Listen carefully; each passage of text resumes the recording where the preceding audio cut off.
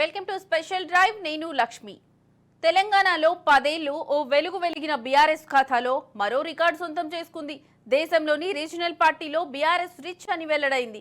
అటు TDP, YCP ఖాతాల్లో ఉన్న ముగింపు నిల్వలను కూడా ఎలక్షన్ కమిషన్ వెబ్సైట్లో అప్లోడ్ చేసింది. టీడీపీ అకౌంట్లో 272 కోట్లు ఉన్నాయి.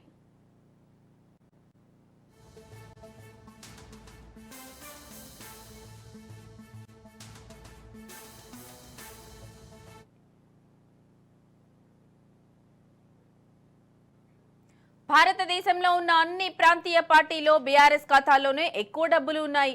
2024 లోక్సభ ఎన్నికల్లో పెట్టిన ఖర్చుల వివరాలపై కేంద్ర ఎన్నికల సంఘానికి ఆ పార్టీ ఆడిట్ నివేదికను సమర్పించింది.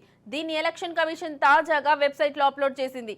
ఆ నివేదిక ప్రకారం బీఆర్ఎస్ ఖాతాల్లో 1449 కోట్ల రూపాయలు ఉన్నాయి.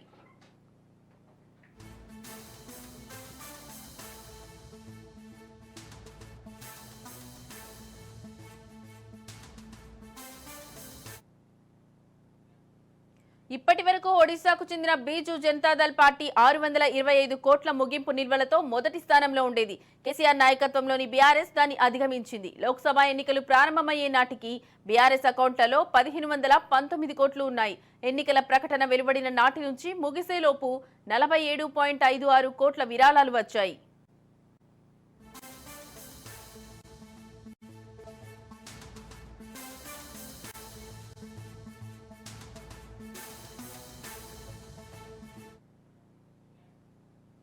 ఎన్నికల ప్రచారం, ఇతర కార్యక్రమాలకు 120 కోట్లకు పైగా ఖర్చు చేసినట్లు బీఆర్ఎస్ నివేదికలో వెల్లడించింది.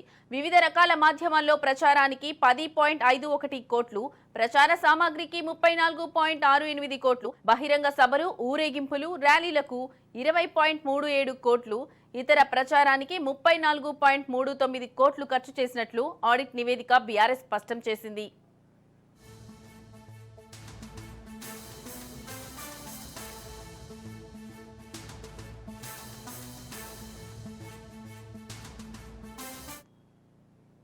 తెలంగాణలోని 17 లోక్సభ స్థానాల అభ్యర్థులకు 95 లక్షల చొప్పున మొత్తం 16.15 కోట్లు నేరుగా చెక్, డీడీ రూపంలో ఇచ్చినట్లు బీఆర్ఎస్ వెల్లడించింది.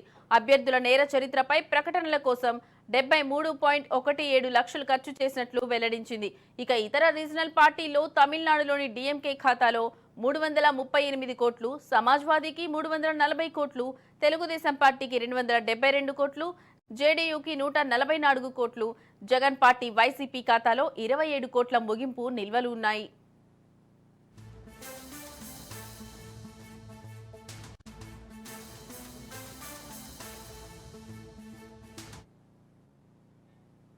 ప్రస్తుతం తెలంగాణలో అధికార కాంగ్రెస్ పార్టీ గత ప్రభుత్వమైన బీఆర్ఎస్ పై అనూహ్య రీతిలో విరుచుకుపడుతోంది. బీఆర్ఎస్ ఉన్నంతకాలం రాష్ట్రంలో ఉన్న సంపదనంతా దోచుకుని మిగులు రాష్ట్రంగా ఉన్నదాన్ని అప్పుల రాష్ట్రంగా తయారు చేసిందని ఫైర్ అవుతోంది. అయితే ఇప్పుడు బీఆర్ఎస్ అకౌంట్లో ఎంత నగదు ఉందనే అంశం బట్టబయలైంది.